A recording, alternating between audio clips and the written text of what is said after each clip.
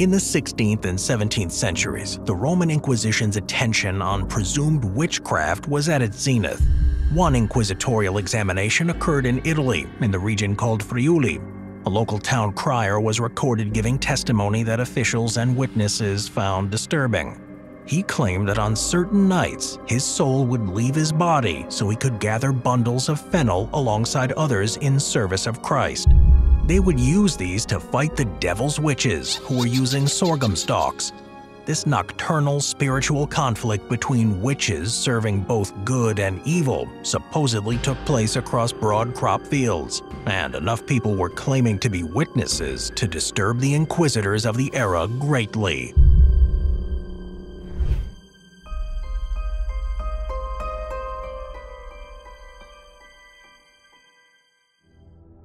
The nighttime battle of spiritual witches across farmlands was not a story from a single person.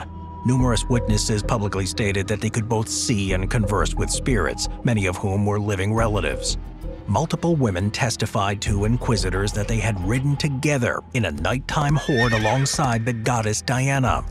In contrast, others stated that they could turn into mice or cats or ride them during nocturnal excursions. The roots of all this seem to trace back to folk practices that had been around before Christianity, but those professing these mighty deeds claimed several purposes behind them.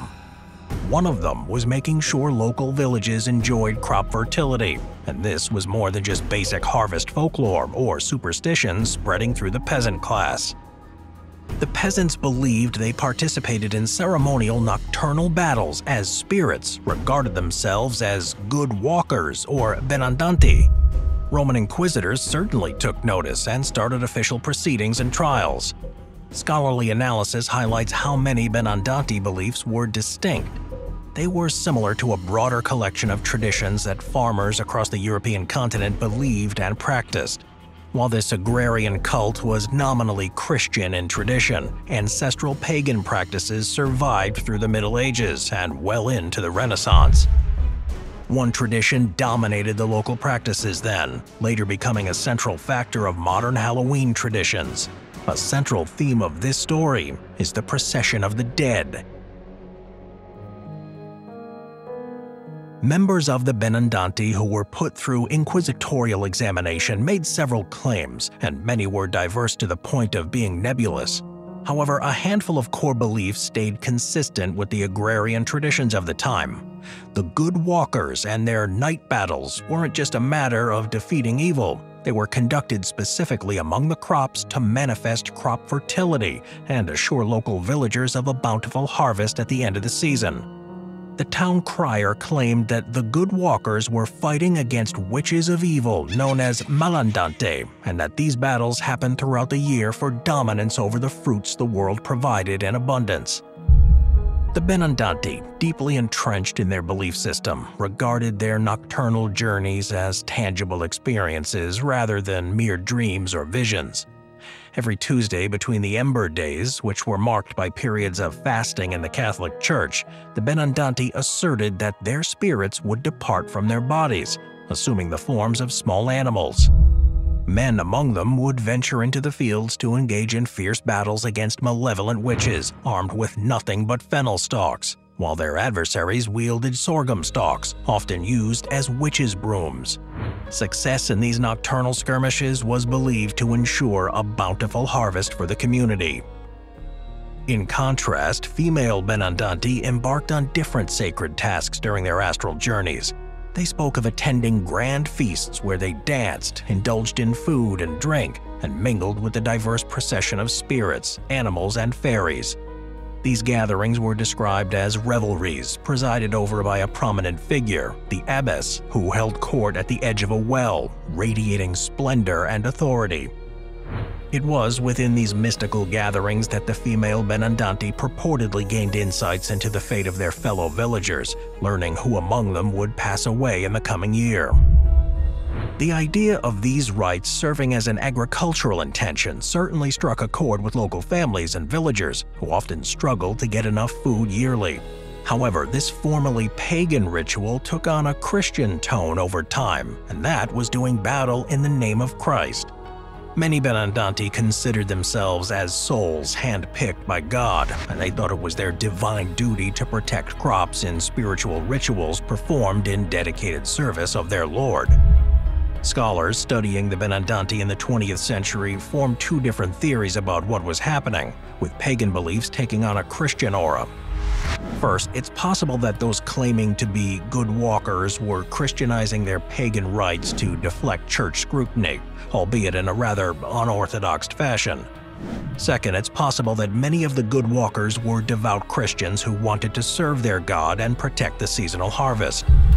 Several witnesses interviewed during the Benandanti hearings made claims that good walkers of both genders were originally born with the call.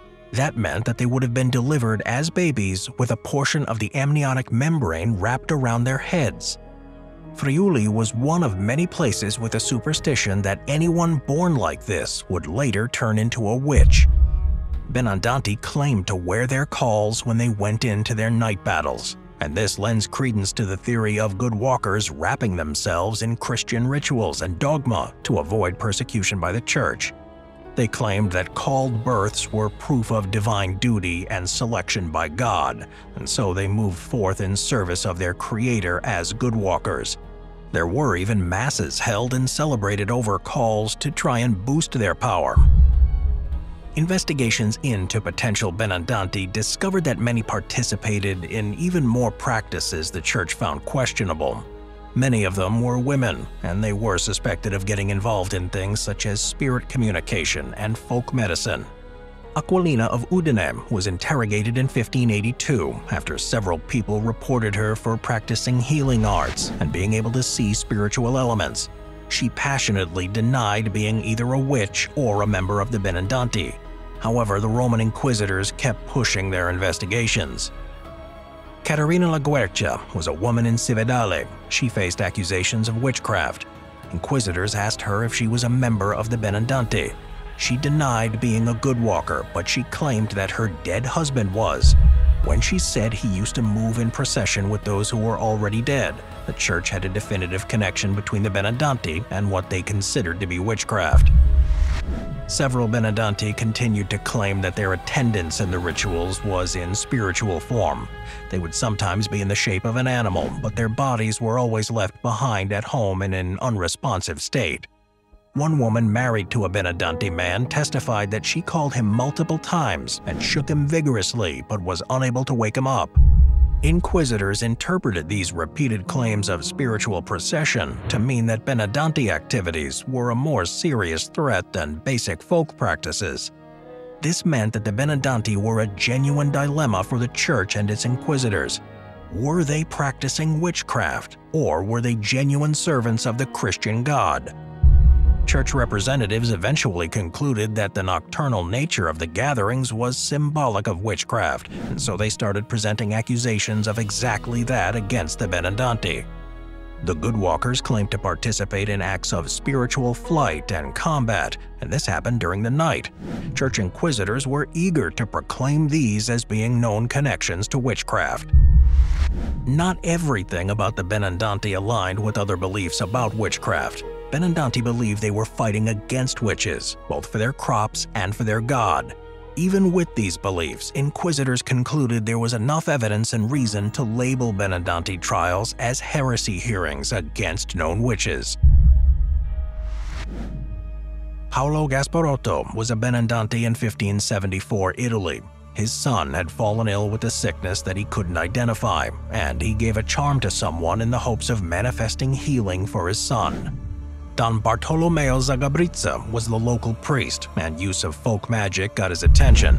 He met with Gasparotto to find out more, and that's when the Benandanti informed the priest that possession by witches was hurting the child. He believed that the Benandanti had saved his son from an early demise. The priest learned about the nightly processions and rituals, which greatly concerned him. He appeared before the Inquisition in 1575 as a witness and hoped his superiors could guide him in handling this matter. Gasparotto joined him and readily provided more information for the Inquisition. The priest didn't initially believe Gasparotto's claims, but he was then invited to join the Benandanti on their next procession.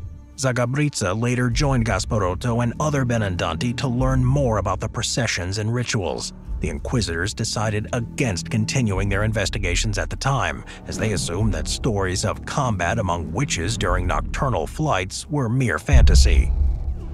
5 years later, an inquisitor chose to bring the matter of the Benandanti back into the limelight. Fra Felice de Montefalco brought Gasparotto in for more interrogation. At this point, Gasparotto repeatedly denied having ever been one of the Benandanti, saying that to do so would go against the word and will of God. This directly contradicted his statements to the priest 5 years earlier. When the questioning concluded, authorities imprisoned Gasparotto. The very same day, Battista Moduco was brought in for interrogation. Rather than deny things as Gasparotto had done, Moduco openly admitted to being a member of the Benandanti, even detailing his visionary travels where he safeguarded the village crops by fighting witches intending harm. He spoke harshly about what witches wanted to do to the local harvest and said that he and his fellow Benandanti were doing battle as their Christian duty. The inquisitor questioning him chose to let him go free. Gasparotto was interrogated again. In this round of questioning, he confessed to being one of the Benandanti. He said he feared punishment from the witches during the prior round of interrogation. Gasparotto then made accusations against 2 people for being witches. Montefalco released him on the condition that he undergo more questioning later. When this happened, Gasparotto added another layer to his story, saying that he had been summoned to the Benandanti by an angel. This made Montefalco believe that Gasparotto's actions were heresy and even satanic. His interrogation after this suggested that Gasparotto's angel was a demon posing in disguise. The inquisitor's suggestions and questions started changing Gasparotto's testimony in ways that started making it look like what clerics considered witchcraft. Gasparotto was concerned about the threat of imprisonment under the duress of interrogation, and his confidence in his beliefs was starting to falter. Gasparotto was far from the only Benandanti to recant their beliefs and denounce the folklore rituals. He wound up being labeled a heretic and sentenced to imprisonment and prayers on Ember Days for forgiveness. While the threat of excommunication loomed large, he was spared that punishment. In the following years, inquisitors identified, interrogated, and punished other individuals who either admitted or were suspected of being Benandanti. In doing so, the church started changing public opinion about the ancient folklore. Many no longer believed it was a divine battle to protect their crops, so much as the work of the devil. The Roman inquisitors may have represented the church, but they knew that processions of the dead weren't something that only the Benandanti believed in. Centuries before, in the trials in Italy, a similar theme in folklore started in ancient legends before spreading across the continent as a common belief.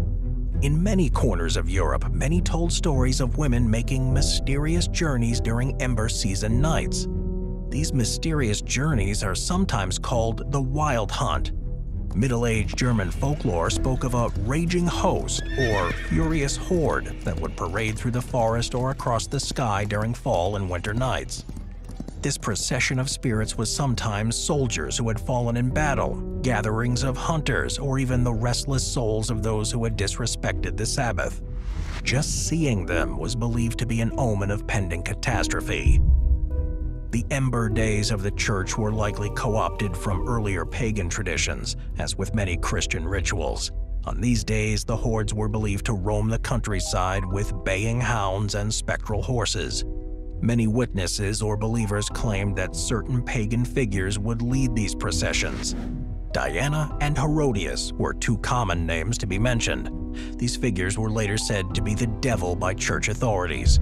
Stories of these pagan processions leading spiritual witches across the night sky have been traced back to the 5th century. The folklore of the Wild Hunt and its spiritual procession is truly an element of antiquity. Stories of ghostly cavalcades also took root in Iberia, Ireland, and Britain. The Wild Hunt was called the Herlething in England during the 1100s, when legendary kings like Arthur or Herla would lead an army of huntsmen. King Herla is strongly associated with Woden, a Teutonic god, and Odin, who spearpointed ghostly hunts in Norse and Germanic mythology. The wild hunt is also represented in Celtic mythology about the Sluagh Sidhe, a group of dead spirits or fairies roaming the Irish countryside during the Samhain festival. These sightings were also reported in Scotland. Many believed that the Sluagh were hunters, but the church painted them as unforgiven sinners who looked for new souls they could steal. While the Christianization of the continent changed the theme of many of these folkloric traditions, the tales of spectral processions roaming the countryside nights kept moving through history. The Benandanti of Italy didn't end overnight, but inquisitorial activities over consecutive decades certainly wore them down. Inquisitors pressured them to assimilate what they believed with the ideas that the church had about witchcraft. In time, any remaining original cult rituals were abandoned. A handful of people who proclaimed themselves Benandanti appeared here and there after the 1600s, but by then, the earlier intent behind the agricultural rite was gone. William Allingham wrote a 19th century poem about the nightly processions based on centuries of continental folklore that is still being passed down through the generations. His poem ended with melancholy about the forgotten songs of loved ones among the dead, and he noted how people in both the Renaissance and Middle Ages longed for their departed. Tales of dead walking illustrates how many people across different times and cultures innately wish to know and honor their ancestors and lost loved ones. This can seem a macabre and dark reminder of the fate that awaits everyone at the end of their time on Earth. Still, it's also possibly a coping mechanism for those who struggle to accept the eternal cycles of life and death in a world that can support life as generously as it can viciously take it. Every 24 hours of life, the skies above you fill with warmth and light all day, and then darkness is dotted by stars all night. When you hear a breeze shaking leaves at night, is it just the wind? Or are the gods of antiquity, restless spirits and good walkers, marching towards the fields, getting their fennel stalks ready so they can do battle